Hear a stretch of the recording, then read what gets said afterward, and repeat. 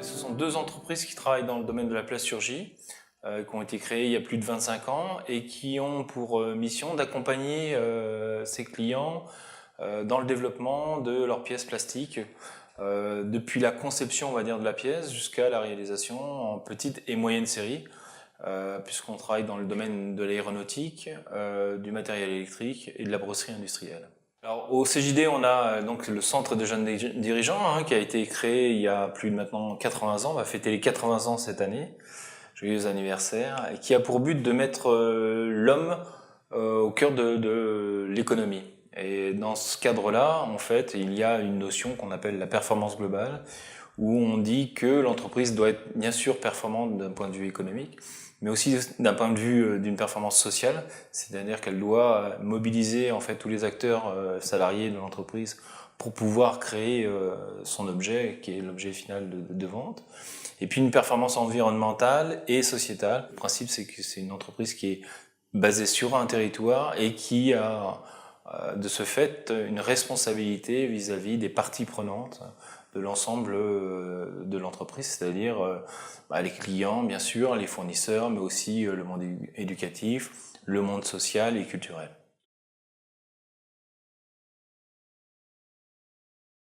Moi, je suis vice-président d'Entreprendre pour apprendre Nouvelle-Aquitaine.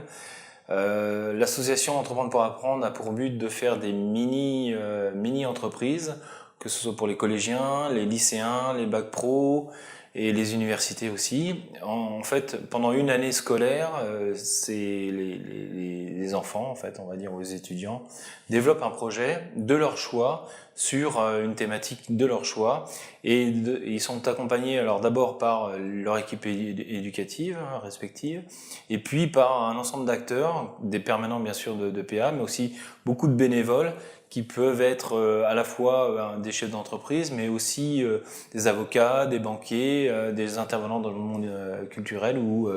social, pour leur permettre de réaliser ce projet d'entreprise. Et puis à l'issue de ce montage-là, il y a un concours régional qui est organisé, où les projets sont présentés à la fois d'un point de vue physique, mais aussi d'un point de vue jury oral, et les meilleurs d'entre eux partent à Paris pour présenter leur projet. Donc ce qui est très intéressant dans cette démarche d'apprendre pour apprendre, c'est de pouvoir mobiliser d'autres compétences et d'autres savoirs que ceux qu'on apprend de façon théorique à l'école ou à l'université. Et en particulier, je pense à l'école de la deuxième chance qui donne en fait une autre vision de l'apprentissage à des enfants qui sont peut-être un peu éloignés des apprentissages théoriques qu'on peut avoir dans l'école.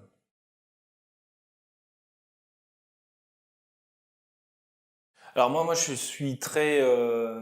surpris de la qualité des ressources de ce territoire-là, que ce soit d'un point de vue économique, puisqu'il y a une longue tradition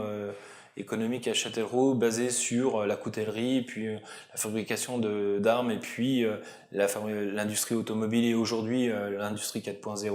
Donc beaucoup de compétences qui sont associées à la mise en œuvre de ces matières ou de ces matériaux ou de ces techniques. Et puis, à côté de ça aussi, beaucoup de richesses d'un point de vue culturel, puisqu'il y a énormément d'associations qui font du théâtre, qui font de l'éveil musical, je citerai simplement l'automne musical de Grand Châtellerault. Donc, on va dire, et puis à côté de ça, aussi tout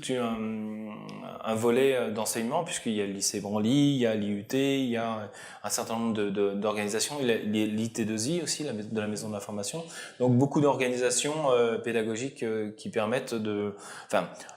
pouvoir de pouvoir fonctionner ensemble et de monter un certain nombre de projets. J'en cite juste un, on a un projet qui s'appelle Plastil, qui a pour but d'utiliser de la matière recyclée, et pour ce faire, on a besoin des compétences à la fois des IUT, à la fois nos compétences propres, et puis d'un certain nombre d'acteurs qui pilotent en fait ce projet-là.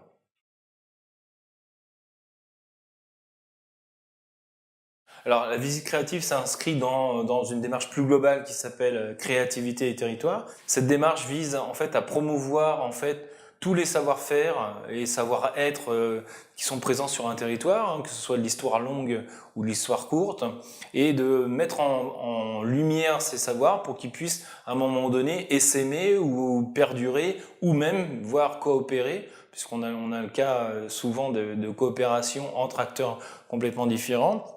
Et donc ces espaces de rencontre permettent de ces rencontres justement entre différents acteurs. La dernière chose en date, c'est qu'on a rencontré des gens des jeunesses musicales de France, et on a pu organiser à l'intérieur de l'entreprise un concert de musique classique qui a réuni plus d'une 70 personnes, qui étaient pour la première fois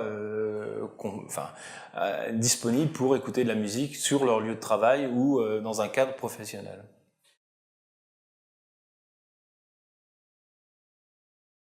Aujourd'hui,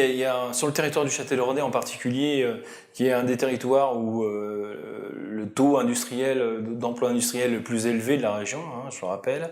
il y a une problématique propre qui est le vieillissement de la population, et en particulier le vieillissement des dirigeants d'entreprise. Et à ce titre-là, il y a beaucoup d'entreprises qui sont aujourd'hui à la croisée des chemins en termes de soit disparaître ou soit pouvoir être transmises dans des conditions suffisamment acceptables pour que justement ce qu'on disait, les savoirs, les compétences, les machines, les organisations puissent perdurer dans le temps. Et l'idée avec la région de Nouvelle-Aquitaine, c'est de dire quels sont les éléments clés d'une transmission réussie. Et ce sont pas que des éléments financiers, bien entendu, mais c'est plutôt, en fait, tout ce qu'on parle depuis tout à l'heure, c'est l'environnement de l'entreprise, son engagement sociétal qui permettent à un moment donné aux dirigeants de pouvoir s'inscrire dans une histoire longue et dire voilà, l'entreprise doit perdurer parce que elle est un élément constitutif d'une vie économique et culturelle dans un territoire donné.